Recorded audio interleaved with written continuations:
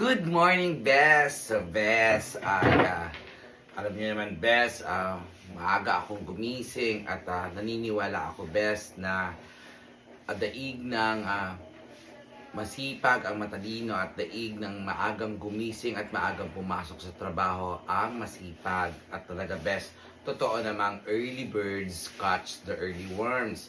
So, mas nakukuha ng taong maagang gumising at maagang pumasok na nagsisikap ang ibon. Ay may mga ibon na nakukuha ang mga unang uod sa puno. So best, ako best ay nakaugalian ko na pagkagising ay magtututbrush agad at kukunin ko agad best yung mga laway sa dila na siya nagpapakos ng bad breath. Kasi dyan best naiipon sa dila ang maraming bacteria at best sa ngipin.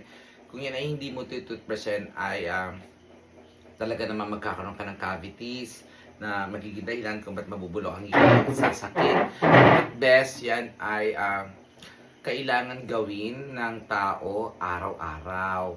Magsipilyo pero best make sure na tamang enough fluoride lang ang pwedeng gamitin sa ngipin. Kasi best alam ko yan.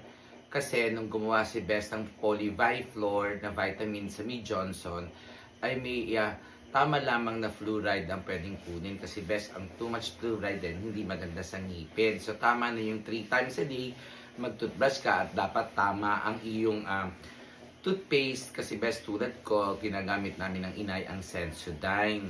Kasi ang Sensodyne ay napakagandang toothpaste para sa iyong mga gums.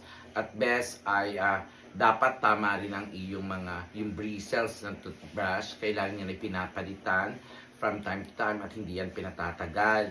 Kasi best minsan yung bristles ng toothbrush mo ang mahalaga sa mga ngipin mo na naaabot best ang mga dulo ng iyong mga gitna ng iyong mga ngipin. At meron tayo best mga pangkuha best na mga tinga na naiwan dahil hindi lahat nakukuha ng pagtututbrush. At best, ito nakaugalian ko na. Ito ang mga pinaghahalo-halo ko best na sari-saring katas, 3 halaman. Dito best, isa na ang aloe vera. Pero best, may sikreto tayong inaaral na dalawa pa best halaman na dito sa Batangas na talaga naman best ay properties kung paano malinis ang anit at lumabas ang bagong baby hair. Naku best, ang dami ko na talagang baby hair at talagang lahi kami ng kalbuhin. Ay naku, manipis pati ang hibla ng buhok ni inay. Ay ganyan best, kailangan ingatan ng scalp. At best, talaga namang perfect hair ang lumalabas sa akin best. At paglabas ng baby hair, ay yan ay maputi na ang buhok. So best, kailangan best alagaan ng scalp at hindi pwedeng gamit ng mga pangkulay na naglilive ng mga chemical ingredients sa iyong mga anit.